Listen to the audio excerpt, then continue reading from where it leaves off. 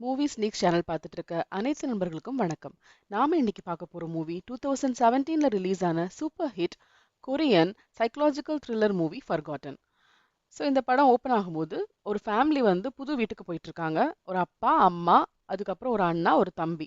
தம்பி பேர் வந்து ஜின் சியாக். அவர் வந்து அப்பப்போ கொஞ்சம் மூச்சு வாங்குறது, திடீர்னு சடனா வந்து பயப்படுறது, அந்த மாதிரிலாம் அவருக்கு ஒரு பிரச்சனை இருக்கு. அதனால வந்து ஒரு பார்பிட்டால்ன்ற மாத்திரையை டெய்லி எடுத்துட்டு இருக்காரு. இப்போ அவங்க ஜாலியாக புது வீட்டுக்கு போயிட்டு இருக்காங்க. அவங்க அண்ணா வந்து ரொம்ப பெஸ்டா இருக்காரு எல்லாத்துலேயுமே. படிப்புல, ஸ்போர்ட்ஸ்ல, அந்த மாதிரி இன்ஜினியரிங் காலேஜில் அவரே ஒரு ப்ரொஃபஸர் மாதிரி எல்லாருக்கும் டீச் பண்றாரு. ஸோ அவர் எதுல வந்து பெஸ்ட் இல்லைன்னு சொல்லவே முடியாது, அந்த அளவுக்கு எல்லாத்துலேயுமே பெஸ்ட். ஸோ நம்ம தம்பிக்கு வந்து அவர் தான் ரோல் மாடல் மாதிரி. இல்லை, தம்பி தான் ஹீரோ. அப்போ என்ன ஆகுதுன்னா, புது வீட்டுக்கு போன உடனே நம்ம ஹீரோக்கு என்ன தோணுதுன்னா, இந்த வீடு ஆல்ரெடி பார்த்து பழகுன மாதிரி தோணுது. அண்ட் எல்லாரும் ஹாப்பியாக உள்ள போறாங்க. பட் இந்த அண்ணாக்கு இப்போ ஒரு ப்ராப்ளம் இருக்கு. கொஞ்சம் வருஷம் முன்னாடி அவருக்கு ஒரு ஆக்சிடென்ட் ஆயிடுச்சு. அதனால அவருக்கு வலது கால் வந்து கொஞ்சம் விந்தி விந்தி நடப்பாரு. அப்படி இருந்தா கூட வீட்ல என்னென்ன ஹெல்ப் பண்ண முடியுமோ எல்லாமே அவர் செய்றாரு. செல்ஃப் டிபெண்டண்டா தான் இருக்காரு. வேலைக்கு போறாரு. ஸோ தம்பி வந்து அண்ணாவை ரொம்பவே வந்து உயர்வா வச்சிருக்காரு.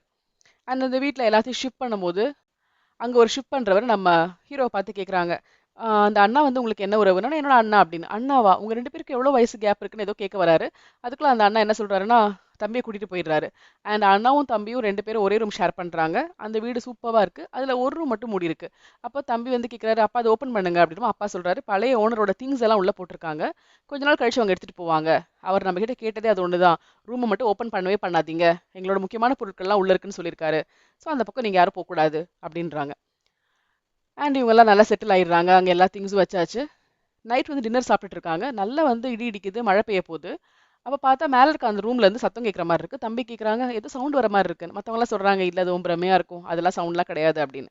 ஆனா எந்த ரூமை வந்து பார்க்கக்கூடாதுன்னு சொல்றாங்களோ, தம்பிக்கு ஒரு கியூரியாசிட்டியா இருக்கு. அதை ஓப்பன் பண்ணி உள்ள என்னதான் இருக்குன்னு பார்க்கணும்னு ஆசை வருது. ஸோ அவர் என்ன பண்றாரு, தூங்குற சமயத்துல மெதுவா போய் அந்த ரூமை பார்க்கலான்னு போறாரு. அண்ணா வராங்க, என்ன பண்ற, அப்பதான் போகக்கூடாது சொல்லியிருக்காங்கல்ல, சரி வா நம்ம 2 பேர் வெளியே போயிட்டு வரலாம் வாக்கிங் மாதிரி அப்படி சொல்லி மழையில வாக்கிங் போறாங்க. புது இடத்த பார்த்துக்கிட்டே அப்படியே கொடை பிடிச்சிட்டு நின்றுட்டு இருக்காங்க. அப்போ அந்த அண்ணாக்கு ஃபோன் வருது. அவங்க அப்பா வந்து ஏதோ ஒரு விஷயத்த கேட்குறாங்க. அதனால ஓகேப்பா நான் இப்போ வீட்டுக்கு வந்து எடுத்து தரேன்ப்பா அப்படின்னு சொல்லிட்டு அப்பா தான் கால் பண்றாரு. நீங்க இரு, நான் 5 மினிட்ஸ்ல வந்துடுறேன்னு அண்ணா இறங்கி நடக்கிறாரு. ஸோ தம்பி ஜாலியா வந்து இயற்கையை பார்த்துட்டு இருக்காரு. அப்ப அந்த அண்ணா கீழ போகும்போது ஒரு வேன்ல 2, 3 பேர் வராங்க. அவங்க அந்த அண்ணாவ கிட்னாப் பண்ற மாரி உள்ள புடிச்சு இழுக்குறாங்க. அது பிளாக் கலர் வேன். அப்ப நம்ம ஹீரோ என்ன பண்றாருன்னா, கீழ அப்படியே நடந்து போறாரு சும்மா. பார்த்தா அவங்க அண்ணா வந்து கிட்னாப் பண்றத பார்க்குறாங்க. அவ்வளோதான். அப்படியே ஓடி போய் அண்ணாவ காப்பாத்தலாம்னு நினைக்கிறாரு, முடியல. அதுக்குள்ள வேன் கிளம்பிருது. வேனோட நம்பர் பிளேட்ட மட்டும் நல்லா பார்த்துடுறாரு. வீட்டுக்கு ஓடி போய் அவங்க அப்பா, அம்மா கிட்ட அண்ணன கடத்திட்டாங்க அப்படின்னு சொல்லிட்டு, அப்படியே மயக்கம் போட்டு விழுந்துடுறாரு. அண்ட் மயக்கம் போட்டு விழுந்தவர் அடுத்த நாள் மார்னிங் தான் முழிக்கிறாரு. வீட்லயே அவருக்கு ஐவி ட்ரிப்ஸ்லாம் போட்டிருக்காங்க. அண்ட் அவருக்கு வந்து தூங்கிட்டு இருக்கும்போது நெறைய கனவு வருது. அதுல யாரோ வந்து டார்ச்சர் பண்ற மாரி, குத்த வர மாரி அப்பலாம் கனவு வருது. கண்ண முழிச்சு பார்க்குறாரு. அப்பா, அம்மா கூட தான் இருக்காங்க. "அண்ணா வந்துட்டானா?" அப்படின்னு கேட்குறாங்க. "இன்னும் அண்ணன் வரல. போலீஸ்ல உன்கிட்ட பேசணும். நீ முழிக்கிறதுக்காக காத்துட்டு இருக்கு" அப்படின்னு. உடனே போலீஸ்மேன் வராங்க. "சொல்லுங்க என்ன நடந்துச்சு?" அப்படின்னும்போது இவரு பார்த்ததெல்லாம் சொல்றாரு. வேன் நம்பர்லாம் சொல்லும்போது, "நாங்க செக் பண்ணிட்டோம். நீங்க சொல்ற நம்பர்ல இந்த கண்ட்ரில எந்த வேனுமே இல்ல. பிளாக் கலர் வேன் இல்லவே இல்ல" அப்படின்றாங்க. "நான் தான் பார்த்தனேன்னா, கரெக்ட்டா சொல்லுங்க" அப்படின்றாங்க. நம்ம ஹீரோக்கு ரொம்ப கோவம் வருது. அண்ட் அவங்க அம்மா சொல்றாங்க, "அவன் ரொம்ப ஸ்ட்ரெஸ்ட் அவுட்டா இருக்கான். இன்னைக்கு விட்டுருங்க. நாளைக்கு வந்து நீங்க கேளுங்க" அப்படி சொல்லி அனுப்பி வச்சுடுறாங்க. 2, 3 நாளைக்கு வந்து போலீஸ் எல்லாம் ரெக்கார்டிங்லாம் பண்றாங்க. கிட்னாப் பண்றவங்க ஏதாவது காசு கேட்கறாங்களா பார்க்குறாங்க. ஆனா இவங்களுக்கு அந்த மாரி கால்லாம் எதுவுமே வரல. அப்புறம் பார்த்தா அவங்க அண்ணன் திடீர்னு ஒரு நாள் 19 நாள் கழிச்சு வராரு. எப்படியோ வந்து போலீஸ் காப்பாத்திட்டாங்க அப்படின்னு. ஆனா அந்த குரூப் வந்து எஸ்கேப் ஆயிருச்சு அப்படின்னு. ஆனா அண்ணன் கிட்ட கேட்குறாங்க, "உனக்கு எல்லாமே ஞாபகம் இருக்கான்னு?" கேட்டா, அண்ணனுக்கு எல்லாமே மறந்துடுச்சு. ஒரு சைக்கியாட்ரிஸ்ட் வராங்க. அவங்களும் ஞாபகப்படுத்த ட்ரை பண்றாங்க. அந்த கிட்னாப் ஆனதுலேருந்து அவருக்கு எதுவுமே ஞாபகம் இல்ல. அவருக்கு டிசோசியேட்டிவ் அம்னீஷியா இருக்குன்னு சொல்றாங்க. அதாவது கெட்ட விஷயங்கள நம்ம மூளை வந்து தானாவே உள்ள வந்து மறக்க வச்சுரும். அது ரொம்ப சப்ரஸ் பண்ணிடும். நம்ம யோசிச்சாலும் நமக்கு அது வராது அப்படின்ற மாரி ஒரு பிரச்சனையில அவர் இருக்காரு. இவங்களும் அத பத்தி ஒண்ணும் பெருசா எடுத்துக்கல. நல்லபடியா வந்துட்டான் போதும் அப்படின்னு நினைக்கிறாங்க. அண்ட் பழைய மாரி ஜாலியா இருக்காங்க. ஒரு நாள் நைட்டு தம்பி தூங்கிட்டு இருக்கும்போது அண்ணனோட பெட் வந்து எம்ப்டியா இருக்கு. என்ன அண்ணா அவர் பெட்ல காணவே இல்லையே! சரி எங்கேயாவது வாக்கிங் போயிருப்பான் அப்படின்னு நினைச்சு தூங்கிடுறாங்க. அண்ட் மார்னிங் பார்க்கும்போது கரெக்ட்டா படுத்து தூங்கிட்டு இருக்காங்க. "நேத்து நைட் எங்க நீ வாக்கிங் போன?" அப்படின்னு கேட்குறாங்க. "நான் எங்கேயும் போலயே" அப்படின்னு அண்ணா சொல்றாரு. தம்பிக்கு ரொம்ப குழப்பமா இருக்கு. அண்ட் அண்ணா வந்து ஆஃபீஸ்க்கு போறாரு. போகும்போது அவர் வந்து இடது கால்ல விந்தி விந்தி நடக்குறாரு. ஸோ தம்பி கேட்குறாங்க, "நீ என்ன தப்பா நடந்துட்டு இருக்க? வலது கால் தான் உனக்கு பிரச்சனைன்னு." "நான் தப்பா நடக்கலையே" அப்படின்போது, "நான் பார்த்தனே இப்போன்னு." "அதெல்லாம் ஒண்ணும் இல்ல. தேவையில்லாம ஜோக் பண்ணாத ஓகேவா? வீட்ல பத்திரமா இரு" சொல்லிட்டு அண்ணன் கிளம்புறாரு. நைட் வந்து தம்பி ரொம்ப படிச்சு அசைன்மெண்ட்ஸ்லாம் எழுதி புக்கு மேலேயே படுத்து தூங்கிடுறாரு. அப்ப அந்த அண்ணா அங்க வராரு. அவர் அப்நார்மலா நடந்துக்கிறாரு. அவர்கிட்ட ஒரு பென்சில் இருக்கு. அந்த பென்சில் எடுத்து பிரஸ் பண்ண லெட் வெளியே வரும் இல்லையா? அந்த பென்சில். ஸோ அத வந்து அந்த தம்பியோட கண்ணுக்கு நேரா வச்சு கிளிக் பண்ணிட்டே இருக்காரு. அவர் பிரஸ் பண்ணி அந்த லெட் ஃபுல்லா வந்து வெளியே விழுது. அதுக்கப்புறம் அவர் வந்து போயிடுறாரு. ஸோ ஏன் இப்படி பிஹேவ் பண்ணாருன்னே தெரியல. அன்னைக்கு நைட்டும் அண்ணா வந்து நடுராத்திரில இறங்கி வெளியே போறாரு. ஸோ நம்ம தம்பி என்ன பண்றாரு, நேத்திக்கு போகலன்னு சொன்னானே இப்போ போறானே ஃபாலோ பண்ணலாம் சொல்லி அவருக்கு தெரியாமலே ஃபாலோ பண்ணிட்டு போறாங்க. பார்த்தா அவரை போயிட்டு ஒரு கேப் பிடிச்சி எங்கேயோ போறாங்க. அதனால இவரும் என்ன பண்றாரு, ஒரு கேப் பிடிச்சி ஃபாலோ பண்றாரு. அப்ப அந்த அண்ணா போய் 2 பேர்கிட்ட பேசுறாங்க. அந்த 2 பேரும் இவர்கிட்ட வந்து பாஸ் அப்படின்னு சொல்லிட்டு அவங்க கிட்ட பேசிட்டு இருக்காங்க. அந்த 2 பேரும் வேற யாரும் இல்ல. இவங்க வீட்டுக்கு போலீஸ் ஆஃபீஸர்ஸா வந்த 2 பேரு. நீங்க என்ன உங்க வேலையை ஒழுங்கா செய்ய மாட்டீங்களா? அப்படிலாம் அண்ணா திட்டுறாரு. அவங்க 2 பேரும் சாரி பாஸ் சொல்லிட்டு போறாங்க. தம்பிக்கு ஒண்ணுமே புரியல. என்ன நடக்குது அப்படின்னு. அப்ப தம்பி ஃபாலோ பண்றத அந்த ஒர்க்கர்ஸ் பார்த்துடுறாங்க. அவங்க ஒண்ணா சேஸ் பண்றாங்க. இவர் தப்பிச்சு ட்ரை பண்றாரு. கடைசியில அவரோட முகத்தை வந்து அப்படியே மூடி மயக்கம் போட வச்சிடுறாங்க. யார் அவர் வந்து மயக்கம் போட வைக்கிறாங்கன்னா அவங்க அண்ணா தான். பின்னாடி நின்று ஃபேஸை வந்து மூடிடுறாங்க. அதுக்கப்புறம் வீட்டில் கொண்டு வந்து படுக்க வச்சுட்டாங்க. ஸோ தம்பி எழும்பிட்டு அண்ணாவை பார்த்தோன்னா பயப்படுறாரு. நீ எங்க போன? யார்கிட்டயோ வந்து பாஸ் பாஸ்னு உனக்கு சொல்லிட்டு இருந்தாங்க. நீ யாரு? எங்க அண்ணா எங்க? நீ அவனை ஏமாத்திருக்க. உண்மையான அண்ணா எங்க அப்படின்னு கேட்குறான். உடனே நம்ம அண்ணா சொல்றாரு, என்ன உளறிட்டு இருக்க? நான் தான் உன் அண்ணா அப்படின்னு. தம்பிக்கு ரொம்ப பயமா இருக்கு. ஓடி போய் பாத்ரூம்ல கதவை முடிக்கிறாரு. நீ என் அண்ணா இல்ல, நீ ஏமாத்துற அப்படின்னு. அது மட்டும் இல்லாம, நீ நேத்திக்கு வந்து நான் தூங்கிட்டு இருக்கேன்னு நினைச்சியா? நீ பென்சில் வச்சு கிளிக் பண்ணல என் கண்ணை குத்துறதுக்கு. அந்த சத்தம் எனக்கு கேட்டுச்சு அப்படின்னு. என்ன பென்சில்? எதை குத்த வந்த? என்ன உளர்ற? நீ மாத்திரை ஒழுங்கா சாப்பிட்டியான்னு.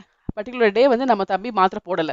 ஆம், அப்ப அவர் யோசிக்கிறாரா, மாத்திரை சாப்பிடல. நீ மாத்திரை சாப்பிடாதனால தான் உனக்கு கண்ட கண்ட கற்பனை வருது. நீ நினைச்சது எல்லாமே ரியல் கிடையாது. உன் கனவுல வந்தது. நான் இங்கதான் இருக்கேன், நான் யாரையும் மீட் பண்ணல. நீ எல்லாம் வந்து தப்பு தப்பா கனவுல நடந்ததெல்லாம் உண்மை நினைச்சிட்டு இருக்க. என்ன தம்பி இப்படி பண்ற? வா மாத்திரை ஒழுங்கா போட்டு மாத்திரை போட வச்சு கூல் டவுன் பண்றாங்க. இப்போ தம்பி நார்மல் ஆயிட்டாரு. சரி நம்ம எல்லாம் யோசிச்சிட்டோம் அப்படின்னு நினைச்சு சாரி கேட்கிறாரு. அப்புறம் அண்ணா வேலைக்கு போயிடுறாரு. அப்ப தம்பி திருப்பி படிக்கலான்னு போகும்போது அவரோட புக்கு பக்கத்துல அந்த கீழே வந்து லெட் விழுந்திருக்கு. அந்த ஃபுல் லெட் விழுந்த பார்த்தோன்னா புரிஞ்சிருச்சு. இது ஒன்றும் சும்மா நம்ம சொல்லல. நேற்று நைட் அவன் கிளிக் பண்ணதெல்லாம் உண்மைதான். நம்ம எதுவுமே கனவுல நடந்து கிடையாது.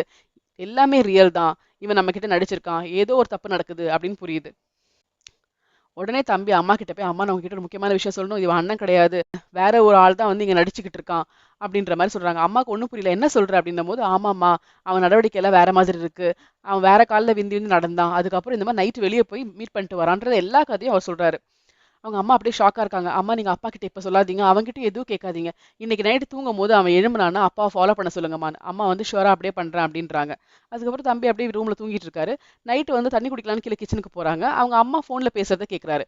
அவங்க அம்மா சொல்லிட்டு இருக்காங்க, அவனுக்கு எல்லாம் தெரிஞ்சிருச்சு, அவன் சந்தேகப்படுறான் அப்படிலாம் பேசுறாங்க. இதை கேட்ட உடனே ஷாக்கா இருக்கு. ஏன்னா நம்ம அம்மாவும் நமக்கு அகேன்ஸ்டா இருக்காங்களே, இங்க என்ன நடக்குது ஒண்ணுமே புரியல. அவருக்கு இப்ப பயமா இருக்கு. அம்மா ஏன் இப்படி நடந்துக்கிறாங்க? யாரை நம்புறது ஒண்ணுமே புரியல. நம்ம இங்க இருக்கக்கூடாது. நம்ம இங்கிருந்து கிளம்பணும்னு தம்பி முடிவு பண்றாரு. நைட் அப்படியே மெதுவா வெளியே போக பார்த்தா, அவங்க அம்மா வந்து பின்னாடி பக்கம் நிக்கிறாங்க. அண்ட் அவங்க அப்பா வந்துட்டு அப்பதான் கார்ல இருந்து இறங்குறாங்க. எங்கப்பா போற மழையில அப்படின்னு. இல்லப்பா ஒரு ஃப்ரெண்டை பார்க்க போறேன். இங்கே எனக்கு புது ஃப்ரெண்டு கிடைச்சிருக்கா அப்படின்றாங்க.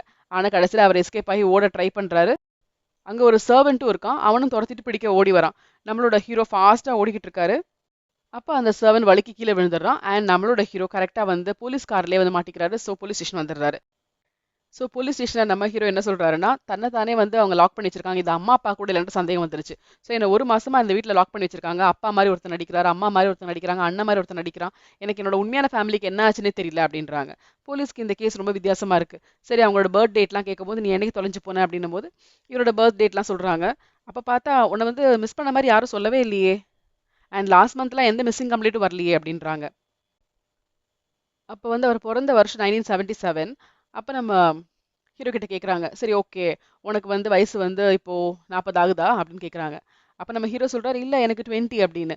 எப்படி 20 அப்படின்னும் போது இப்ப 1997 தானே அப்படின்னு. அந்த வீட்லயும் வந்து கேலண்டர் 1997 தான் இருக்கும். அப்ப சொல்றாங்க, சிரிக்கிறாங்க. அந்த ஸ்டேஷனுக்கு எல்லாம் அப்படி வித்தியாசமா பாக்குறாங்க. என்ன இவன் உளறான்னு. கேலண்டரை பாக்குறாங்க. பார்த்தா 2017 இருக்கு. ஸோ 40 வயசு ஆன நம்ம ஹீரோ 1997 இருக்காருன்னு நினைச்சிட்டு இருக்காரு.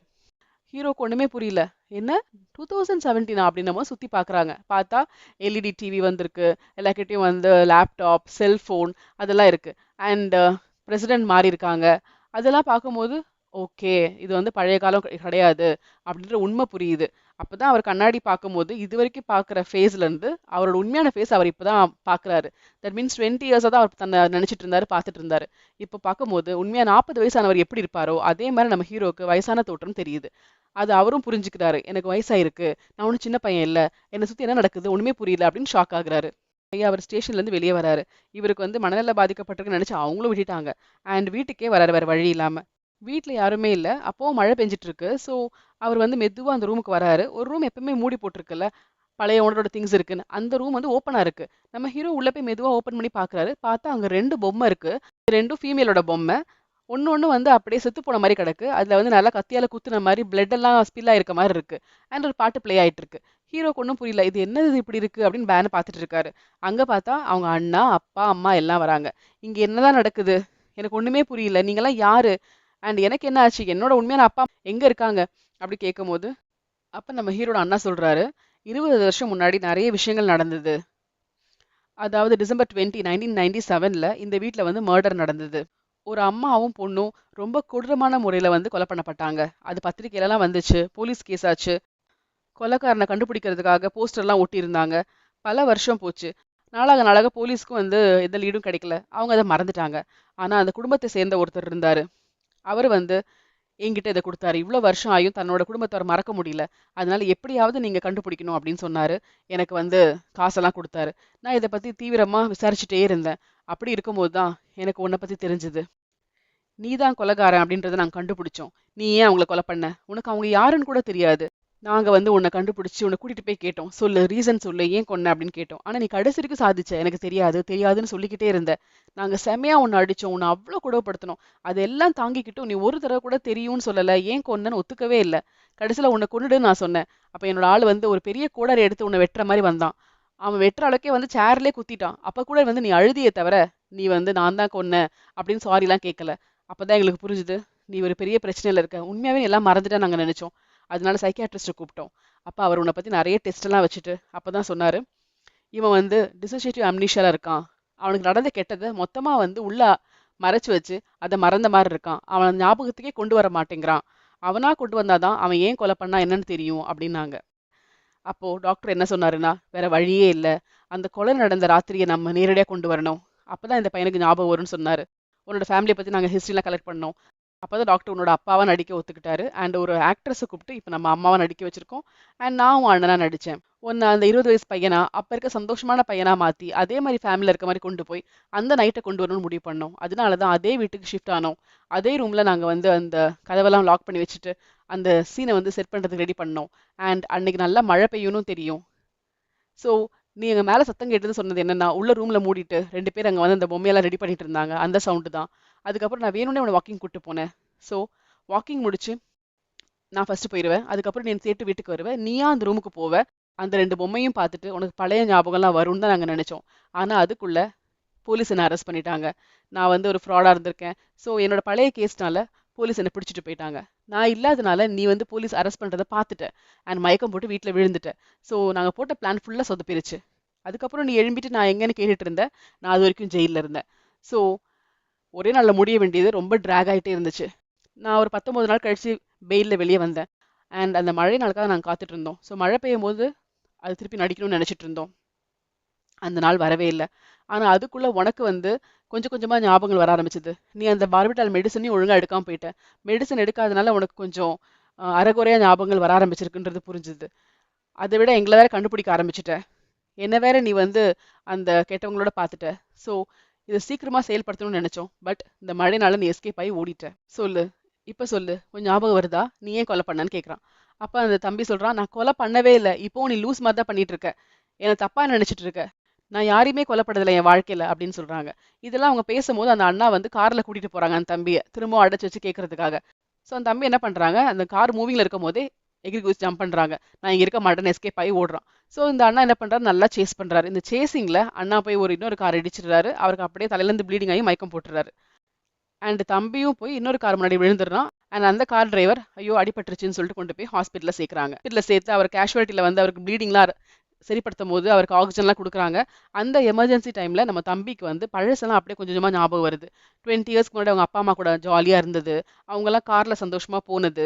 அப்படி போகும்போது ஒரு பெரிய ஆக்சிடென்ட்ல அவங்க மாட்டினது. அண்ட் அந்த ஆக்சிடென்ட்ல அப்பா அம்மா இறந்துட்டாங்க. அண்ட் அண்ணா வந்து சீரியஸா பாதிக்கப்பட்டு ஐசியூல இருந்தாரு. அவருக்கு வந்து நிறைய பணம் தேவைப்படுது ஆப்ரேஷன் பண்ணி சரி பண்றதுக்கு. அந்த காசு நம்ம தம்பிக்கிட்ட இல்ல. அண்ட் அந்த நேரத்துல கொரியால ஒரு பெரிய கிரைசிஸ் வருது, எக்கனாமிக் கிரைசிஸ். அங்க இருக்கவங்களுக்கெல்லாம் வேலை போகுது. வேலைன்றது ஒண்ணு இல்லாமலே போயிடுச்சு. பண மதிப்பு ரொம்ப குறைஞ்சு போச்சு.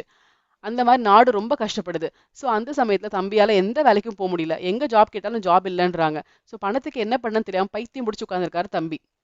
டாக்டர் சொல்றாரு, சீக்கிரமா எப்படியாவது கடன் கிடன் வாங்கி உங்க அண்ணனை வந்து ஆப்ரேஷனுக்கு ரெடி பண்ணி வை. அப்பதான் உங்க அண்ணனை காப்பாற்ற முடியலன்னா அவனை நம்ம இழந்துருவோம் அப்படின்னு.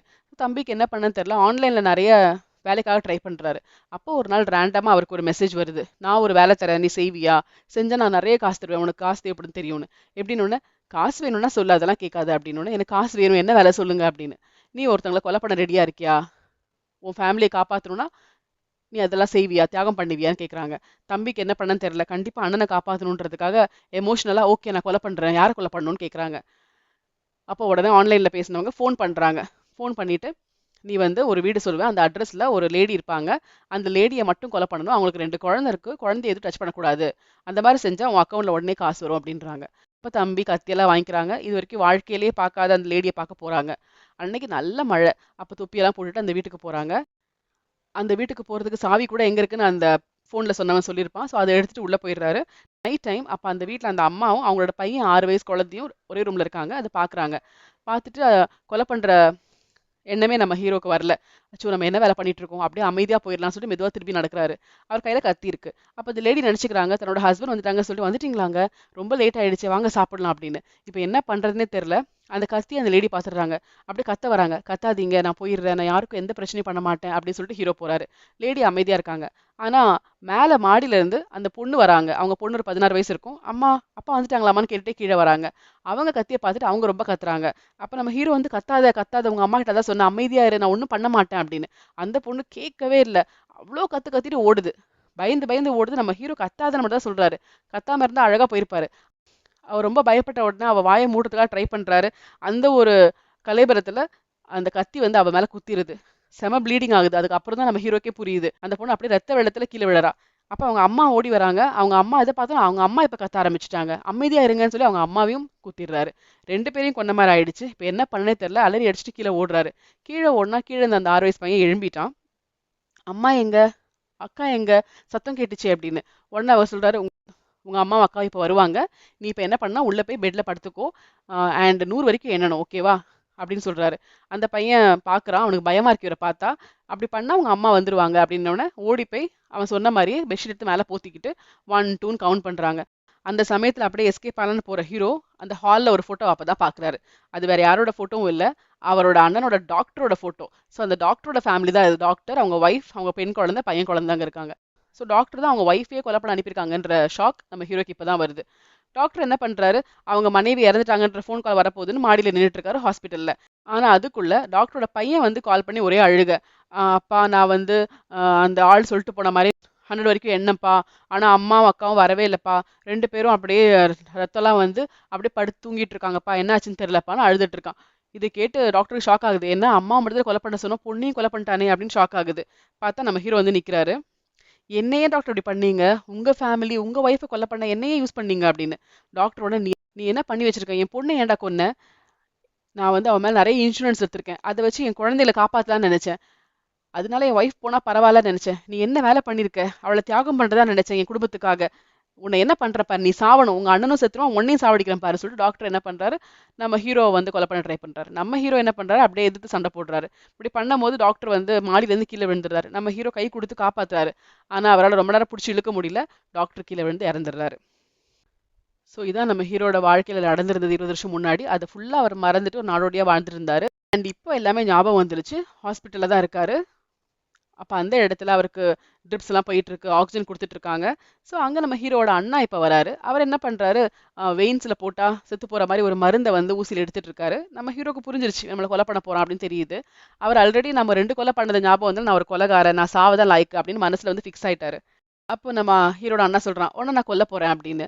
அப்ப ஹீரோ சொல்றாரு, நான் சாக தான் காத்துட்டு இருக்கேன், நான் வாழ்ந்து என்ன ஆக போகுதுன்னு அவர் கேட்டவன். ஓ, உனக்கு எல்லா ஞாபகம் வந்துருச்சா, இப்ப நீ சொல்லு, நீ அந்த வீட்ல கொலை பண்ண போனல்ல, அப்ப நீ ஒரு சின்ன பையன் தானே, அவனை விட்டுருக்க கூடாது, அது வேற யாரும் இல்ல, நான் தான். உனக்கு என்ன நடந்தது தெரியுமா, எங்க அம்மாவோட இன்சூரன்ஸ் பணம் எல்லாம் வந்துச்சு, அது எங்க சொந்தக்காரங்க எல்லாம் எடுத்துட்டாங்க, அப்பா இல்ல, அம்மா இல்ல, அக்கா இல்ல, நான் அனாதை ஆசிரமத்துல வாழ்ந்தேன், எவ்வளவு கஷ்டப்பட்டேன் தெரியுமா, அதுக்கப்புறம் சின்ன சின்ன வேலைகளுக்கெல்லாம் ட்ரை பண்ணி, நான் ஒரு திருடனா, பிட் பாக்கெட்டா, அதுக்கப்புறம் வந்து உம் அடிதடியில ஈடுபட்டு ரவுடியா மாறிட்டேன் தெரியுமா, என் வாழ்க்கை நாசமானது காரணமே நீதான், சொல்லு, என்னோட அம்மா அக்காவை நீ பார்த்தது கூட இல்லையே, ஏன் கொன்ன சொல்லு, உண்மையை சொல்லு, நீயா போனியா, இல்ல உன்ன என்னோட அப்பா தூண்டினாரா, ஏன்னா என்னோட அப்பா வந்து அதுக்கு 1 மாசம் வந்து நிறைய இன்சூரன்ஸ் பணம் எடுத்திருக்காரு எங்க அம்மா மேல, அதுக்கப்புறம் அவங்க இறந்து போயிருக்காங்க, சொல்லு, எங்க அப்பா உங்ககிட்ட சொன்னாரா, உண்மையை சொல்லு, அவர் தானே கொலைகாரர், நீ அவர் சொன்னதுனால கொலை பண்ண போன அப்படிதானே அப்படின்னு கேட்கும்போது நம்ம ஹீரோக்கு தோணுது பாவம் அப்பா போய் தப்பா நினைக்க கூடாது அப்படின்னு நினைச்சு இல்ல யாரும் சொல்லல எனக்கு வந்து பணம் தேவைப்பட்டுச்சு அந்த வீட்டுல போனா பணம் கிடைக்கும்னு நினைச்சு நான் போனேன்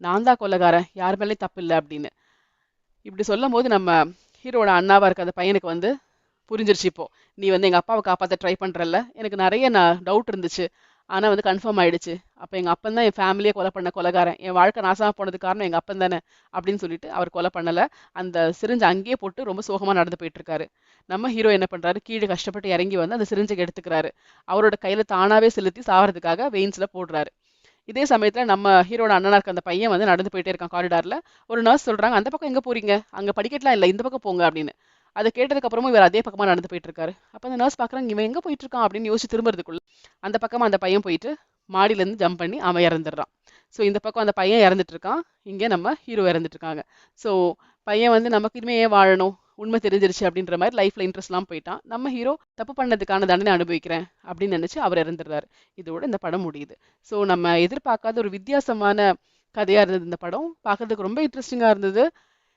இதே மாதிரி இன்னொரு இன்ட்ரெஸ்டிங் மூவியோட சீக்கிரம் உங்களை மீட் பண்றேன் அது வரைக்கும் நன்றி வணக்கம்